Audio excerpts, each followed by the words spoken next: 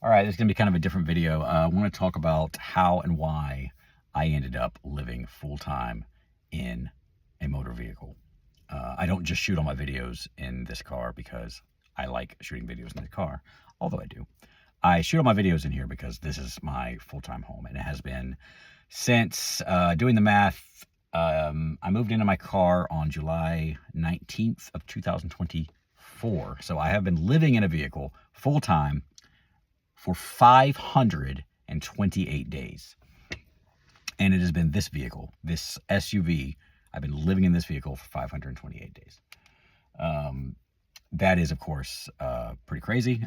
It is becoming less crazy as the years go on, thanks to social media and partly to the economy. A lot of people are experimenting with these sort of mobile living things.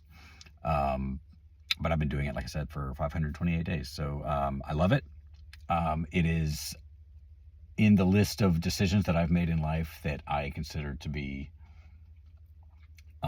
almost entirely positive. This is near the top of that list. It is a lifestyle that I particularly enjoy, that suits me personally very well. So I want to talk about how I ended up doing this, why I like doing it, and maybe encourage other people to consider it as an alternative lifestyle to what they're already doing. So this all starts back when I was in my late teens. I did that what was at the time a very cliche thing, and I really became obsessed for a short period of time with the idea of moving out to California, to like LA or San Francisco, and starting a new life. Which back in the day, back in the early 2000s, and I would say the preceding 4 decades maybe, that was kind of the thing to do when you were a young person, to fantasize about moving to California and starting over, starting this life of adventure and opportunity.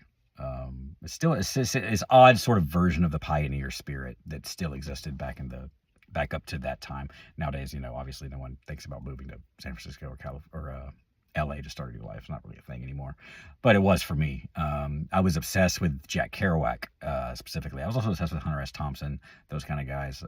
Jack Kerouac especially. I read everything of Jack Kerouac, some of it more than once. Still love Jack Kerouac, obviously. But I specifically wanted to buy like a Volkswagen van, or just some kind of a van, and move into that van and drive out there and live in the van and just kind of be a musician for hire wherever I could go. Then, of course, real life happened. You realize that that's maybe not the best choice. And I don't regret not making that choice, obviously. But I really wanted to at the time. But I ended up, getting married. And I didn't think about any of that again once I got married and started like living a more stable lifestyle, until just a few years ago. Actually, my wife at the time had discovered some van life TikTok channels, and she was showing them to me, and we both really liked it, but mainly we just kind of liked the van build aspect of it, the people building out the van. Didn't really think about it more than that, but just, the excitement. And I think a lot of people really like to watch van life content, even if they themselves have no desire to do it. There's something about the fantasy of just throwing caution to the wind, leaving everything behind, selling all the stuff you don't need, and buying a van and building it out and just traveling the country. It's still, like I said, it's that kind of pioneer spirit that still kind of exists in America and other places in the world too, but especially here. And a lot of that has to do with just the freedom of movement in America is second to none, and the variety of things to see here, naturally speaking, is also second to none. So I got really into the van life content, and so did my ex-wife. She just thought it was fun to watch. But it still, again, kind of came and went. It was like, oh, that was really cool.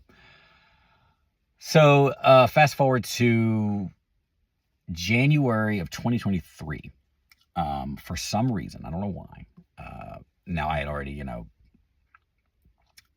separated from my wife at the time, and then my girlfriend and I decided on a whim, and really I decided, and she came along, to take a road trip. I had a 3-day weekend coming up. It was, I believe it was Martin Luther King Jr. Day, or it was a 4-day weekend. So we decided, let's go on a spontaneous road trip somewhere where we can go there and get back. And keep in mind, I had a 2001 Toyota Avalon. It was falling apart. It didn't have working cigarette 12-volt outlets in it. I couldn't even charge a phone in it. It had battery issues. It had engine issues. I didn't have any supplies needed to go stay in a vehicle somewhere. But I, just on a whim, I was like, you know what? This car is probably not going to last me another year. Why don't we just throw caution to the wind and just take a road trip? And we ended up choosing Cincinnati. It just was the perfect distance between where I live, and it was a place we could get there and back in a relatively short amount of time. And we didn't plan anything. I didn't plan anything about this trip. I just said, let's just go to Cincinnati, see what happens. And it was that sort of ultimate spur of the moment adventure trip. And now for a lot of people, you're going to hear that it sounds kind of simple. For a lot of people, maybe it sounds crazy. But for me, that trip ended up being, to this day, and I've taken a lot of trips since then, probably one of the greatest experiences of my entire life. And it was that sort of uncertainty aspect to it, that lack of plans, lack of preparation, constantly having to solve problems as we go. We ended up spending the night, and we did get a hotel room one night, but we'd spend another night in a rest stop. And this was in the dead of winter, by the way. It was snowing. And we're sleeping there. We have a sleeping bag, and we're just leaning the seats back and covering with a sleeping bag and another blanket that we had bought at the Walmart up the street. And just trying to find places in the middle of the night to charge our phones, because we didn't bring anything to charge phones with, and we didn't know where we were going. We used a paper map to get around, because we didn't just go there and back. We went straight to Cincinnati via the interstate, and then we came back in the most backwoods way possible, just for fun. Just kind of see what was out there. We explored a bunch of the Appalachian Mountains near the Great Smoky Mountains area, up near Asheville, North Carolina, and all that. And it was great. It was an incredible experience. And I came back from that trip. Again, I didn't plan for that trip to have any significance. It was just, let's just do something fun and out of the ordinary, because we always try to find fun, different things to do. But none of them involved that type of travel. So I did this trip, and when it was over, all I could think about was when the next trip would be. I became obsessed. This single trip to Cincinnati changed my life forever. So after the Cincinnati trip, I became obsessed with doing more trips like that. I wanted to incorporate this new activity into my life as much as possible. I just became obsessed with it. But I knew that, I wasn't going to be able to do this long term with the vehicle that I had. It literally was not going to make another major trip like that, probably. So I started doing research, started looking around, started figuring out, okay, what are my options as far as like car camping vehicles about this sort of thing? And you have to understand that my only exposure to like long-term vehicle living was the big van life YouTube channels, the TikTok channels. I'm sorry. And these were people who spent 6 months, 3 to 6 months building out a van, dropping tons of money into the project. And that was the only thing I ever knew. But on YouTube, I remember finding this video, and this was the other piece of the puzzle. I said the Cincinnati road trip changed my life. This was the other thing that changed everything. I found some videos, the first video I've ever seen like this, of some like young guy, like late teens kid, who had inherited his parents' minivan and had turned it into a camper, and he was living in it full time. And he had nothing in this vehicle. It was the most simple setup to this day I've probably ever seen, because now I've seen hundreds of videos like that. But he was the first one I've ever seen, and he had a very simple setup, and he was living in this van full time, spending most of his time on his parents' property, but also traveling around a little bit. And that changed everything. When I realized you can do like vehicle camping in just any vehicle, as long as you just have a few basic supplies, some mattresses or whatever else. I mean, this kid didn't even have window covers, I don't think, in his van, but he made it work. So once I realized that you can do this lifestyle, this sort of like long-term car camping trips, things like that lifestyle with almost any vehicle, it doesn't have to be, you know, these big Sprinter vans, I immediately turned my attention to this Jeep because I already owned this Jeep. It wasn't running. It needed a lot of work. And I had, at the time, you know, basically forgotten about it. I planned on selling it. You know, it was just kind of sitting in the yard rotting. But I immediately was like, the Jeep is the obvious answer. We'll get the Jeep. Instead of selling it, we'll fix it up. And I'll make this my adventure mobile. And so that's what I did. I dropped a lot of time, a lot of money into getting it running again, fixing up a lot of the cosmetic issues. And then I bought all my camping supplies. Again, tons of research online to create this sort of a reliable car camper. And let's see, the Cincinnati trip was in January. In August of that same year, I had taken this vehicle, this Jeep, on a 10-day trip to Grand Teton National Park. I mean, I did it. I moved quick. Like I said, I became obsessed with this idea of having an adventure mobile that you can sleep in, you can basically live out of on these little trips, these little short-term or even, you know, medium or long-term trips. And you could go places and do things that normally you either just flat out couldn't do, or that you couldn't do on a budget. You would really have to drop a lot of money to go to some of these trips. But when you don't have to pay for lodging, and you have everything you need in your vehicle, and you have cooking, you have the ability to cook your own food, and you have a vehicle that's stealthy, which a Sprinter van is generally not, but a little SUV like this is stealthy, meaning that I can camp in parking lots if I want to, and I very often do.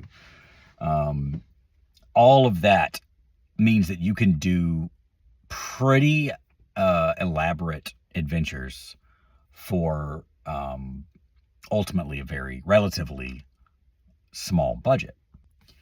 So that's what I did. After that first trip to Cincinnati, I was going out, really after I got the Jeep set up and I went on my first, I remember my first camping trip was like a one-night trip, sleeping in the back of the vehicle to a park like right down the street from my house, little campground. After that, I was doing trips probably every other weekend. I was going on some kind of trips, usually pretty close by, you know, come and get back on the weekend. And by the way, I still have a job in I'm not a digital nomad or anything like that. I still work in a normal brick and mortar facility. That's my full-time job. So I am sort of locked to one zip code. I'm not someone who travels the country just all the time. I travel when I can. So, but yeah, I was doing it all the time. I did it every other weekend. And when I took longer time off work, I would go to the Grand Tetons. My girlfriend and I have been to the Grand Canyon, been to all those places. But most of my trips are in the general Appalachia area because that's just where I live, and that's where I can go on a relatively shorter length trips due to my work schedule. So that's what I did. I was obsessed with car camping, and I'm still to this day obsessed with car camping. And I basically fast forward to July 19th, 2024, or really a little bit before that, I started really thinking, and it had started kind of being in the back of my mind ever since the first, that kid, watching the video of the kid with the minivan. In the very back of my mind is just like, I could do this full time. I could just do this full time. And, even when I was doing it only on weekends, there were times where I would just go out on a random Tuesday or Wednesday night and just park in a parking lot and sleep in my vehicle just because I liked it that much. I really liked it. It was fun to me. It felt so adventurous. It felt so kind of risky. You know what I mean? Like you're taking, just a mundane thing like going to bed, and you're infusing it with this uncertainty. And that was the thing that really drove me. And that's the thing that kind of drove me from the beginning, and it drives me to this day, it's this edge of uncertainty to life that you add on intentionally by living in a vehicle or going out and camping in a vehicle or spending the night in a vehicle. So fast forward to a little bit before that fateful day where I moved into the vehicle. And I had really been in the back of my mind, and I really started thinking more and more about it, that this was coming. And the stars just happened to align. The stars aligned perfectly to where it was kind of this perfect opportunity to, like, if I wanted to, make the move to full-time vehicle living. Without going into detail, it sort of appeared as an opportunity to do so. So I did. I remember, I think I went to see my father either the weekend that I moved into the vehicle or the weekend after. I think it was the weekend after. It was, oh man, it was great. When I first moved in, I went out, it was a Friday. The 19th was a Friday. July 18th was a Friday. And me and my girlfriend went out to a trip like we always do. And when I came back, I just didn't go back home. That was it. I had got a storage unit, moved all my essentials into a storage unit. Most of my clothes, a lot of costumes. I do a lot of kind of events that involve costumes. All my music gear, because I'm a musician. And then all my just like keepsakes and things like that. Everything got moved into a storage unit. And everything else got moved into this vehicle. I have a car topper on top of the car where I keep, is sort of my garage, and then everything else is back here. Everything that I own, besides what's in that storage unit, is in this vehicle. I got rid of a lot of stuff. And yeah, I never came home. I never came home after the July 19th weekend trip. I ended up going to see my father the next weekend as sort of my maiden voyage, I guess. It's really not my maiden voyage. I mean, I had been doing it, for over a year at that point. I had been doing it all the time, almost every weekend. Like I said, I've been going out and living in this vehicle. So the transition to full-time living was not a big deal. It was actually extremely easy for me. It wouldn't have been easier if I'd done it.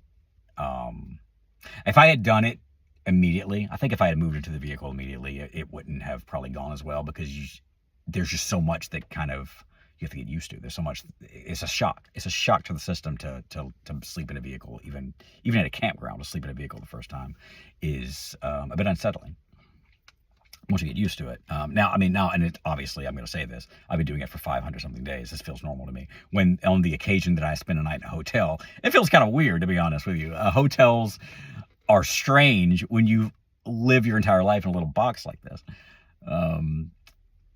But you just get used to it. You get used to whatever life throws at you. You know what I mean? Unless it's just chronic pain or something. But even then, people get used to it. But yeah, 2019, or excuse me, July 19th, 2024 is the day I moved into my vehicle. It has been, so I had my first winter, I had my first full-time summer, I had my second full-time winter, right? I guess I'm in that now.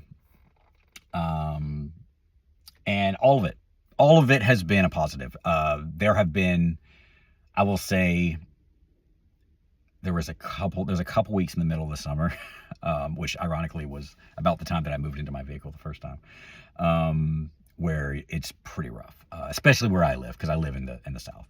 The summers are pretty rough. Winters are nothing down here. Yeah, they get cold, but I have a fairly hefty sleeping bag back here, and I sweat at night. It's not a big deal. Cold is not a problem. Heat can be. But you get used to it. You get used to it. You get used to whatever. If the benefits outweigh the few discomforts. And in my case, they do. So there we go. That's how I ended up living in a vehicle. I don't think I've left any important details out. I think that pretty much covers it. So why do I do it? Well, like if I was going to try to sell this to somebody else, how would I go about doing that? Well, there's some obvious pragmatic benefits to doing it. When you don't have to pay for, what's most people's biggest monthly expense? Obviously, it's lodging, it's rent, it's mortgage, it's also house insurance, things like that.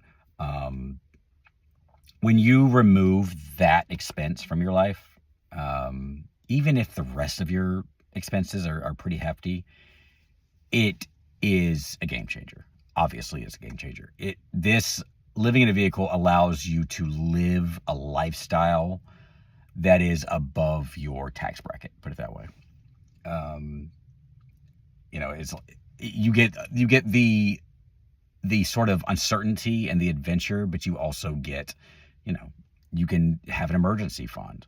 You can, and I understand that not everybody, a lot of people live in vehicles. I should have said this at the beginning. A lot of people who live in vehicles are doing it out of necessity. I understand that, and I don't want to sort of brush over that too much, because I know that for them maybe that's not pleasant at all.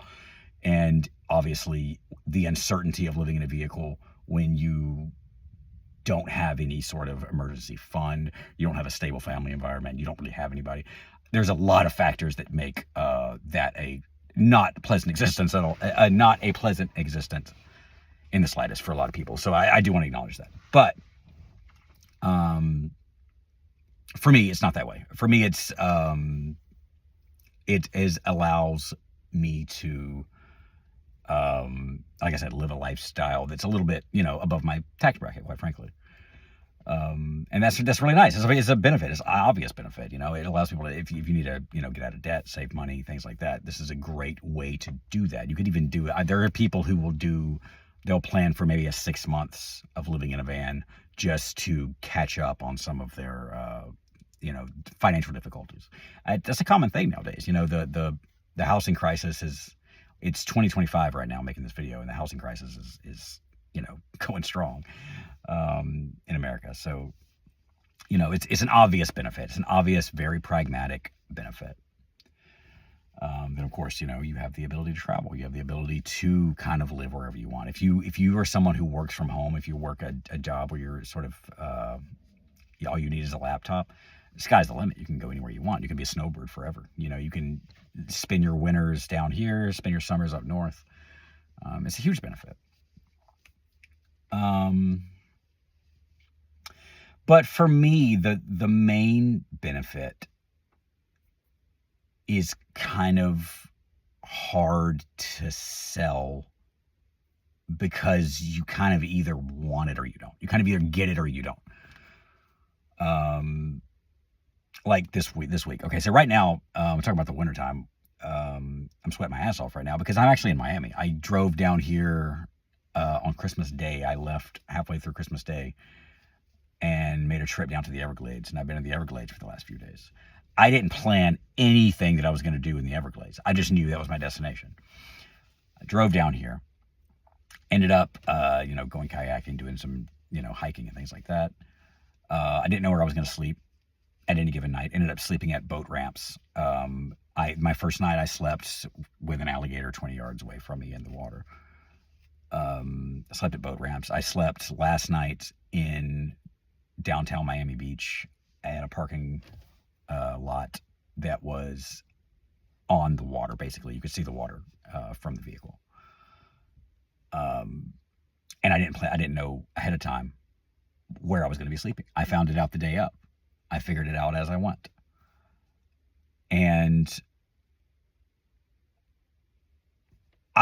when I describe that weekend, that's what I just did. That's the experience that I'm currently still having. Right now I'm at a state park in Florida. I don't even remember the name of it. I just found it on my GPS and it looked great. And it is great. It's amazing. It's got a lot of cool trails. That's where I am right now. I'm at this state park, Jonathan Dixon State Park. That's where I am. I got the map over here. And I've never even heard of this place. And I wasn't planning on being here 2 hours ago. I just saw it on my map and was like, let's stop here for a bit. 'Cause I knew I wanted to make this video for one. So everything I've just described, that either sounds like meh or horrible or amazing, depending on who you are. And I really can't sell that. I really can't, you know what I mean? I can't just explain to you why it's amazing to do this, to have that be my weekend. Because I know a lot of people hear that and it's like, that sounds terrible. You have nothing planned. You could have had an itinerary. You know what I mean? You could have stayed in one of these, because Miami's got some great resorts. You could have done a lot of things. But for the people for whom this lifestyle will appeal, that you're going to hear me describe that experience of this weekend, and you're going to think, that sounds incredible. And that's what you get to do all the time. There is a level of uncertainty, a level of risk, a level of just adventure. There is an adventurousness to every single day, because you don't know what's going to happen. When you're sleeping, even sleeping in parking lots and places I'm very familiar with, you don't know what's going to happen. You're in a car. You're spending the night in a car. This is not separating me from the outside world the way a house does, especially when I'm constantly in public places. This park is public. Everywhere I go is public. The closest I get to other than, again, staying in a hotel, the closest I get to a private area is if I rent an established campsite somewhere, which I almost never do, because there's free public land all over the place if you know where to look. And so there's always an edge. There's always an edge of uncertainty to everything. There's always a forced adventurousness to life at all times when you live like this. Again, just accepting everything I said earlier, I know some people are forced into this lifestyle by necessity. But if you're not, this is the way to infuse an adult life with a kind of adventure and, dare I say, a kind of magic that you want your life to have when you're a child. You want to grow up and be, a ranger. You want to be Aragorn. You want to be somebody cool. You want to do some cool shit. And, living in a car doesn't make you Aragorn, but living in a car makes your life feel a bit more like a real adventure. And that's the selling point. That's the joy of it. And it's, and then of course, the freedom of it. If there's, I really can't overstate the amount of freedom that you get by doing this, by giving up, living in a house, quite frankly. You don't have to worry about yard maintenance. You don't have to worry about cleaning schedules. You don't have to worry about coordinating your, household management with another person, because I'm not living with anybody in here. It's an SUV. I'm not going to have a roommate in here. So if you're someone like me who's never lived alone, I've never lived alone in my entire life, which is probably one of the reasons I love this so much, quite frankly, because I've only ever lived with other people. And when I grew up in a household of 6 people. So it's a level of freedom from all of that. And of course, there are other ways that it's less free. You know what I mean? Most people don't have to think about where they're going to take a shower every single day or every other day, or where they're going to do their laundry, and I have to think about those things. Doing laundry, taking a shower is not you go do something for 5 minutes and then you're done. You don't have to think about it again. It's like, I got to plan my day around taking a shower and doing laundry sometimes, depending on, where I am and what life has in store otherwise. So there are ways in which I have certain constraints that other people don't have, for sure, but they're vastly outweighed with the freedoms I have that I never had living in a home, living in a house, or an apartment. So that's it. That's the why. The why, it doesn't get really more complicated than that. I could definitely do like a top 10 things, more specific details of why I love it. But the reality is those are tangential.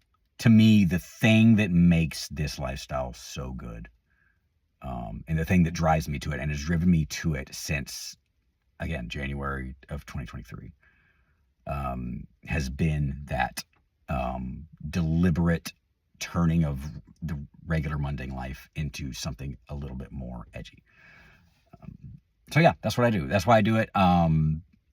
It's certainly, it's a lifestyle with a relatively low barrier of entry, especially again nowadays. It's a lifestyle that really anybody can do if you have the drive to do it. I will say, if you don't have, like I said, if nothing that I've said sounds appealing in and of itself, especially the adventure stuff, the downsides of living in a vehicle they're not gonna be outweighed by saving some money, I don't think. It depends on who you are, it depends on what your situation is. But I don't think doing this just to save money is probably enough of a draw for most people. But if that feeling of freedom and adventure that you can have all the time and pay less for it. That's the thing, is you're paying less to get what I consider to be one of the greatest things that life has to offer, which is that sense of adventure.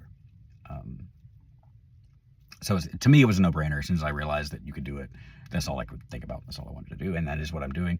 Will I do it forever? Well, obviously, I'm eventually everyone ages out of living in a vehicle. You're gonna have to do something else when you get to be, 60, 70 or whatever.